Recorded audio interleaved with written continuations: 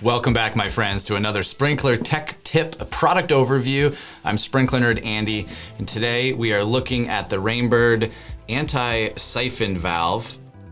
This is the 3/4 inch that I have in my hand. It also comes in a 1-inch model, and we're gonna just kind of go over it and look at the parts and pieces that it comes with. So there you have it. The first thing I notice about this is that it almost looks like this valve is the very same hardware for 1-inch and 3/4, and that Rain Bird has put 3/4 inch reducer bushings in here. Anyway, doesn't really mean anything. I just happened to notice it. I was going to point that out. But what we have are two parts to this valve. And we have let's flip this over. We have the electric valve, standard Rain Bird DV angled electric valve with the standard 24-volt solenoid. You can put a DC latching solenoid on here if you're using a battery operated system.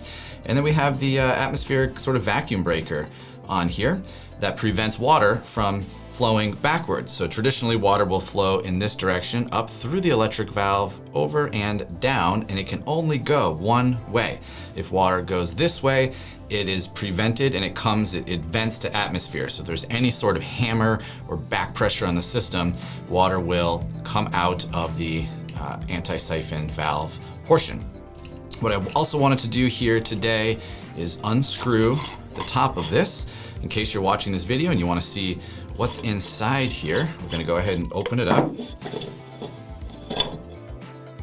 And there you have it. So there is sort of a loose, I don't know, fitting, bushing, valve, flapper, not sure what you want to call it, but if water were to flow backwards, boom, it forces the plunger up and then the water spews out of the top.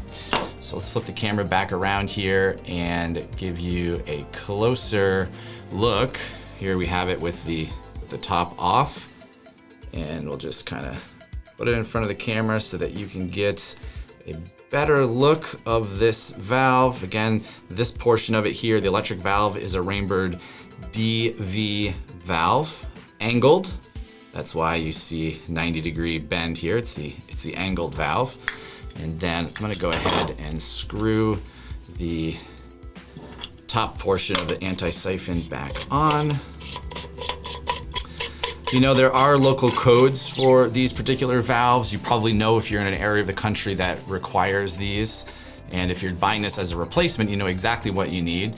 But you also may be replacing, deciding to purchase the Rain Bird version, and you may have a Irritrol anti-siphon valve or a Hunter anti-siphon valve. And really what you just need to be concerned with is mostly the size, and to make sure you're using an AC solenoid if you have a standard controller, or switching it out to a DC latching solenoid if you have a battery system.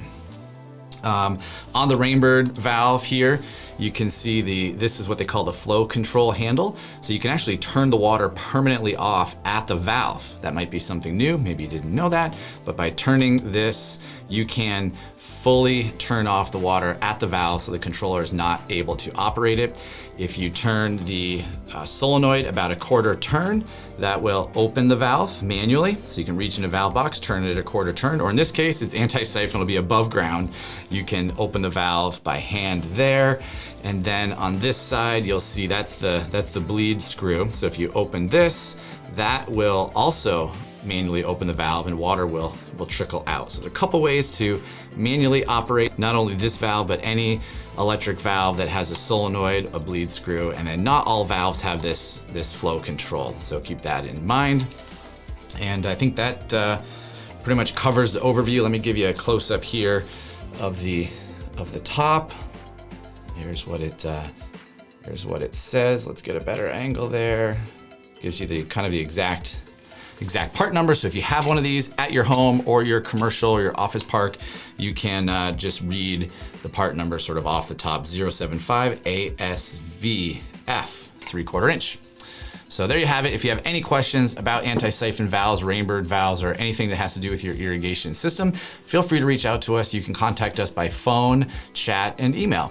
And until the next sprinkler tech tip or product overview, I'm Sprinkler Nerd Andy. Happy sprinkling.